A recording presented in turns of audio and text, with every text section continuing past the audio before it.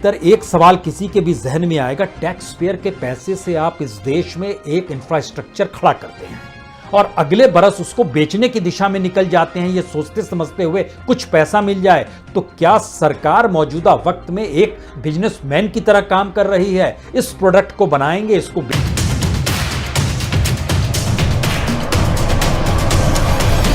दोस्तों नमस्कार। ऐसा होता नहीं है, शायद दुनिया के किसी भी देश में ऐसा हुआ भी नहीं होगा कि पूरे देश का बेसिक इंफ्रास्ट्रक्चर किसी एक व्यक्ति के हवाले कर दिया जाए और वह प्रक्रिया इस रूप में हो जिसको बताया जाए कि देश का विकास हो रहा है और आने वाले वक्त में देश की इकोनॉमी 5 ट्रिलियन हो जाएगी और देश चकाचौंध में समा जाएगा, क्योंकि हम हर दृष्टि से संपन्न हैं। लेकिन जरा कल्पना कीजिए, किसी देश के भीतर में क्या वाकई वहां पर सड़क, मेट्रो, रेल, बंदरगाह, हवाई अड्डे, थर्मल पावर प्लांट, खादान, कोयला खादान, आयरन ओर का खादान, ट्रांसमिशन, रक्षा के क्षेत्र, ये सारी चीजें किसी एक व्यक्ति के हवाले की जा सकती है क्या? आप कहेंगे कौन है वो शख्स और हवाले कर दिया गया, ऐसा आप कैसे कह सकते हैं? तो एक चीज और जान लीजिए, आज प्रधानमंत्री कुशीनगर पहुंचे, अंतर्राष्ट्रीय हवाई अड्डे का उन्होंने उद्घाटन किया। लेकिन यही हवाई अड्डा अगले बरस बिक जाएगा। जिस वक्त प्रधानमंत्री राष्ट्र को समर्पित कर रहे हैं कुशीनगर का हवाई अड्डा, उसी वक्त इस हवाई अड्डे की कीमत क्या होगी, इस पर मंथन कर रहा है इस देश का नीति आयोग। जो अगले बरस 13 हवाई अड्डे बिकने वाले हैं, उसमें कुशीनगर भी हवाई अड्डा, उसका भी नाम है।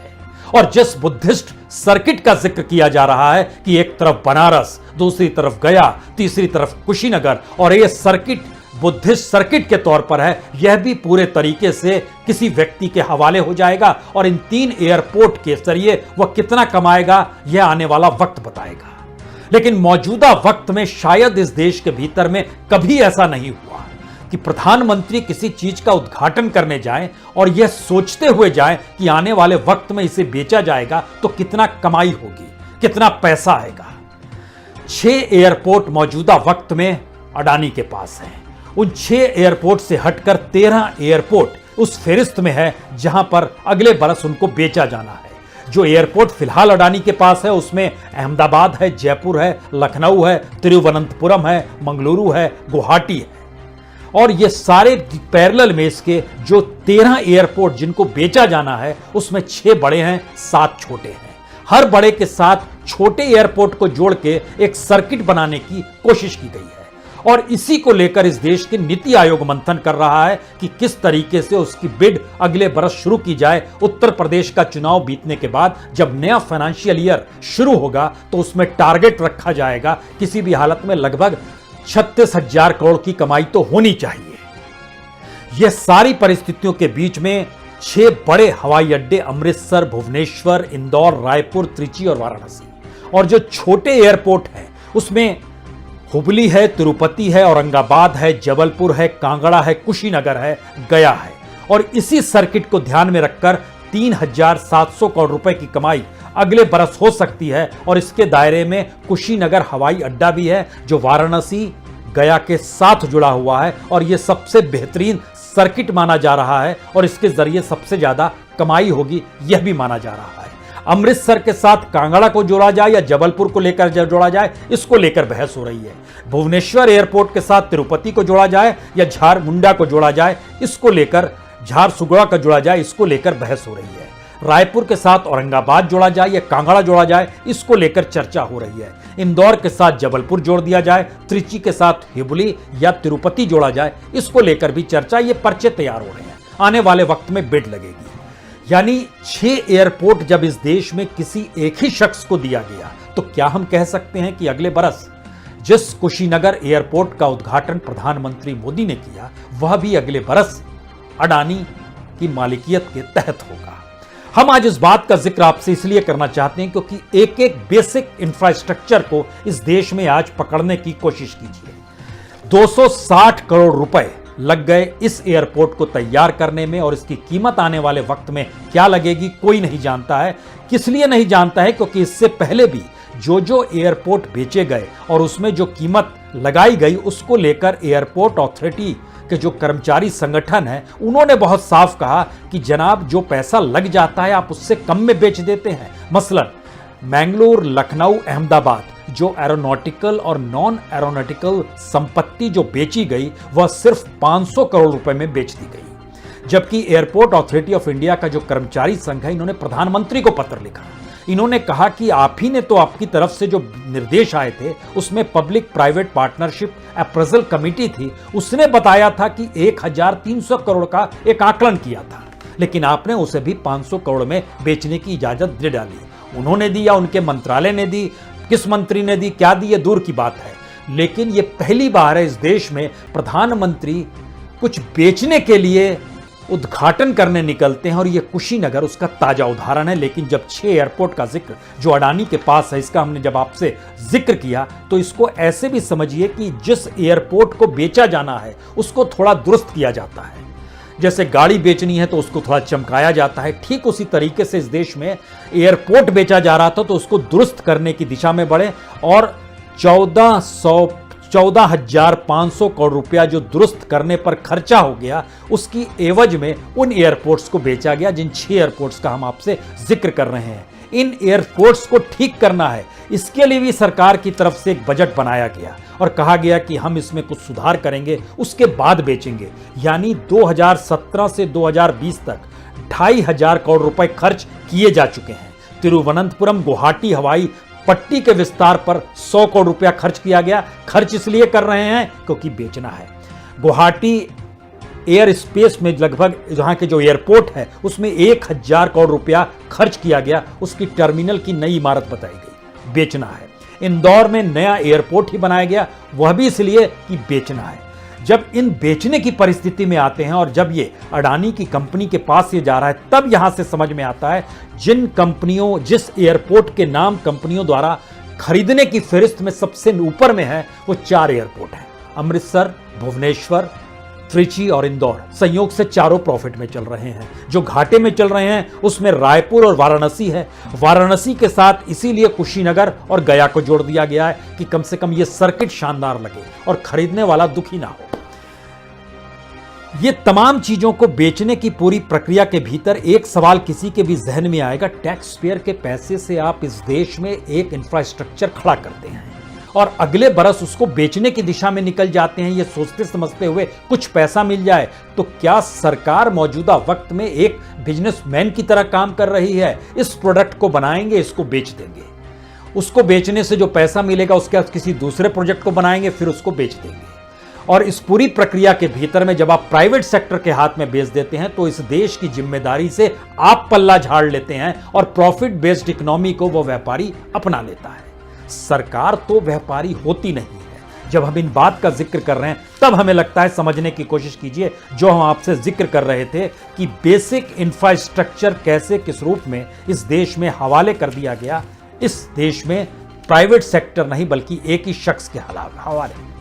जैसे इस देश के बंदरगाह हैं, समुद्र से सटे हुए तमाम बंदरगाहों को परखना शुरू कीजिए। गुजरात का मुंद्रा पोर्ट, नेल्लोर आंध्र प्रदेश का कृष्णपट्टनम पोर्ट, गुजरात का ही हजीरा पोर्ट, उड़ीसा का धामरा पोर्ट, गुजरात का ही दहेज पोर्ट, केरल के तिरुवनंतपुरम में विजहिंजम पोर्ट, कहू पल्लई पोर्ट चेन्नई का, दीघी पोर्ट नवी मुंबई में जो क्रिएट किया जा रहा है, ये सारे पोर्ट किसके हैं? ये सारे बंदरगाह अडानी ग्रुप के पास है। इसके जरिए जो पोर्ट पर जो माल आता है तो उसके ठीक पैरेलल में एक टर्मिनल बनाया जाता है जहां से कार्गो की आवाजाही हो, चाहे वो कोयला ला रहे हो, चाहे वो अनाज ला रहे हो, चाहे अनाज भेजा जा रहा हो, उसके लिए एक सर्किट तैयार किया जाता है। इस टर्मिनल पर भी इस देश के जो 4 टॉप मोस्ट टर्मिनल है, चाहे वो मुर्मू गांव का हो, वो जो कार्गो है उसकी कैपेसिटी 7 मिलियन मीट्रिक टन की है। Ennore terminal, tuna terminal, Vizag terminal, ये विशाखापट्टनम का विजाग टर्मिनल जो है यह भी अडानी की कंपनी के पास है। अब यहां से अगला सवाल शुरू होता है, जब इतनी बड़ी तादाद में सब कुछ हवाले कर दिया गया है तो क्या इस देश में कुछ भी नहीं छोड़ा गया है? हमको लगता है एक एक करके आइए, जैसे रोड, रेलवे, मेट्रो, इन तीनों पर अडानी की कंपनी बड़ी तेजी से काम कर रही है। और अच्छा ये है टारगेट जो ये लोग रखते हैं उस टारगेट से आगे बढ़ जाते हैं।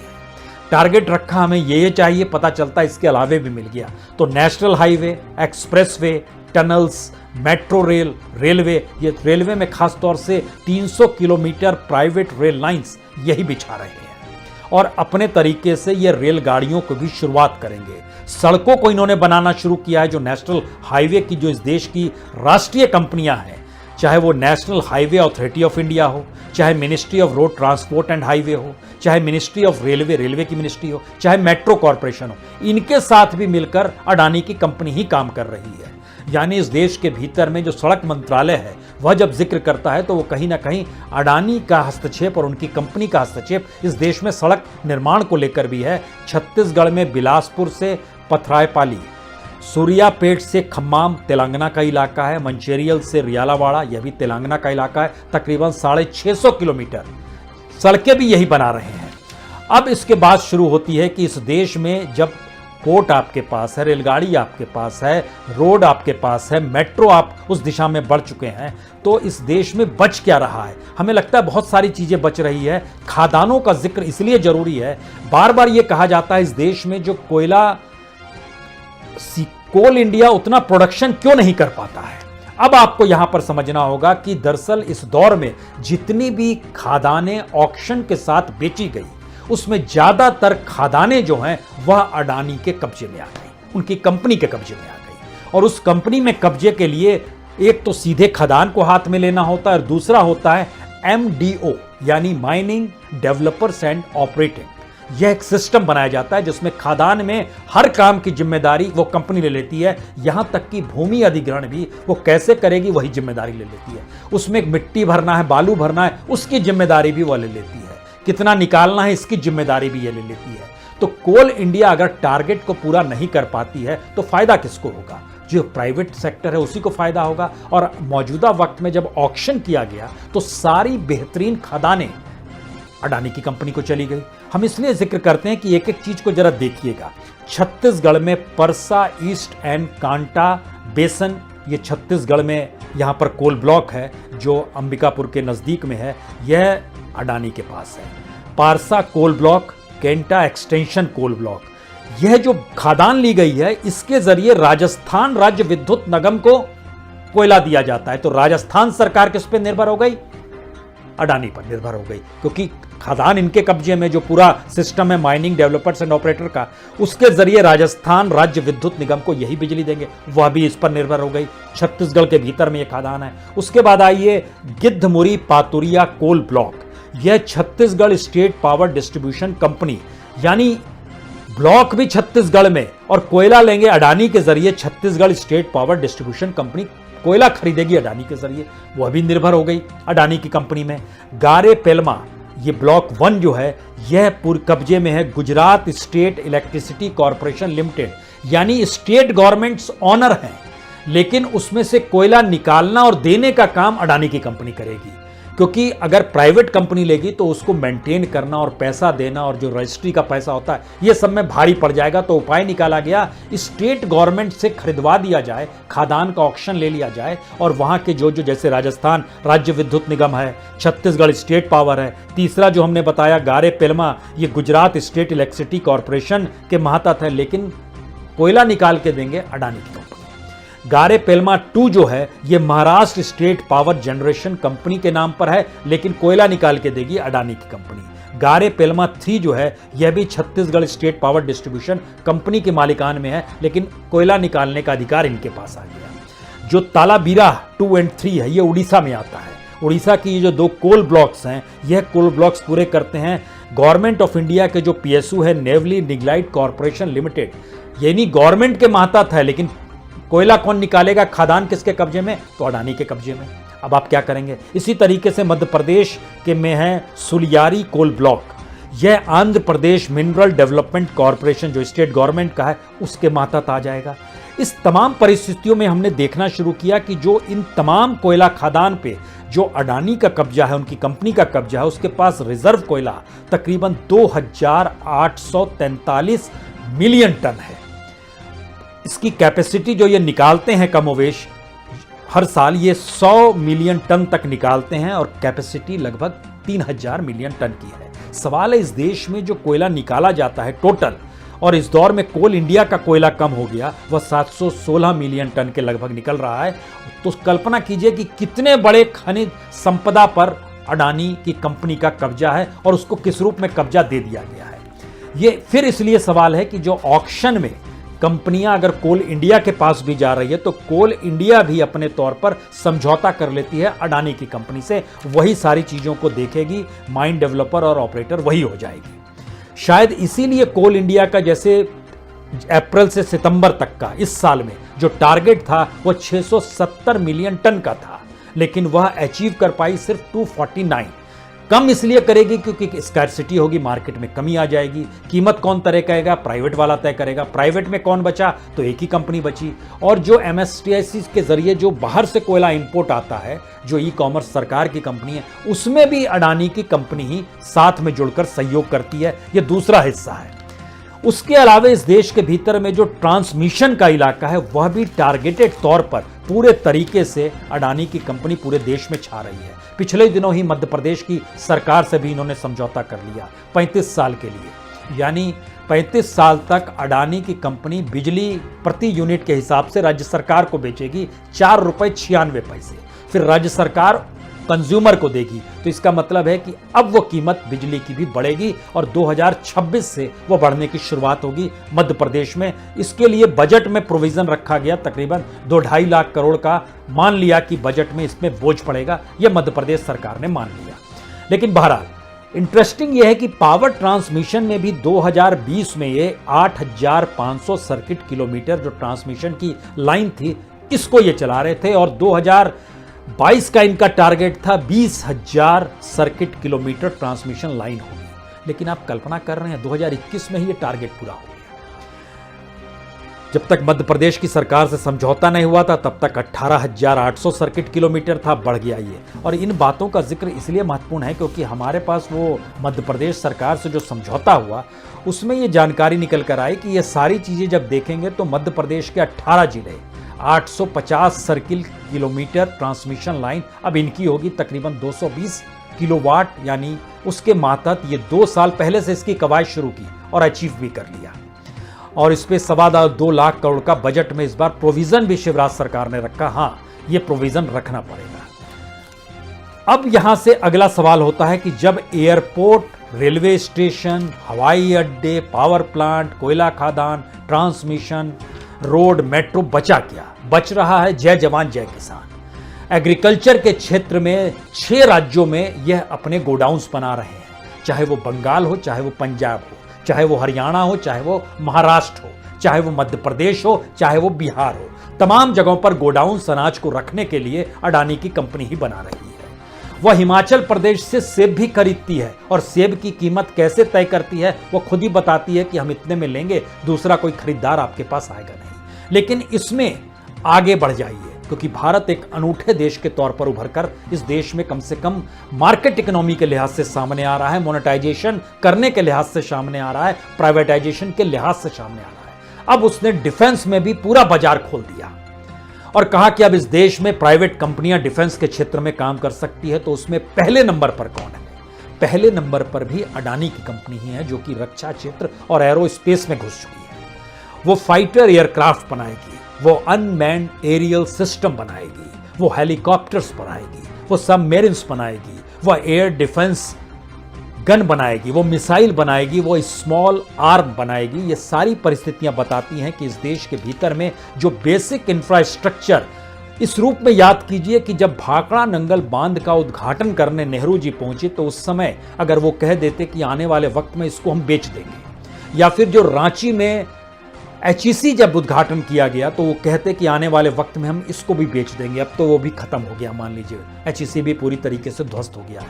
लेकिन इस देश में लगभग 200 से ज्यादा PSUs जो खड़े किए गए, इस देश के भीतर में तकरीबन 70-75 एयरपोर्ट्स जब बनाए गए, इस देश के भीतर में जब रेलवे स्टेशन बनाए गए, इस देश के भीतर में जब रेलगाड़ियां शुरू की गई, हवाई अड्डे बनाए गए, क्या कोई प्राइम मिनिस्टर सोच भी सकता है कि वो उद्घाटन करने जा रहा है और अगले बरस उसको बेच दिया जाएगा? और उस बेचने की दृष्टि से इसकी कीमत कैसे बढ़ जाए, इसीलिए हमारी मौजूदगी वहां पर रहनी चाहिए।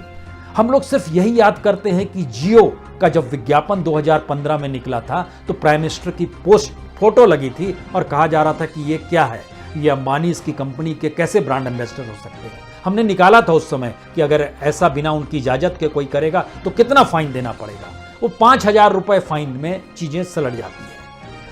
लेकिन आप इस रूप में, लेकिन उसके बाद की परिस्थिति को जब आप देख रहे हैं कि इतनी बड़ी तादाद में इस देश के भीतर में अगर सब कुछ हवाले किया जा रहा है तो इस देश की इकोनॉमी का सच क्या है।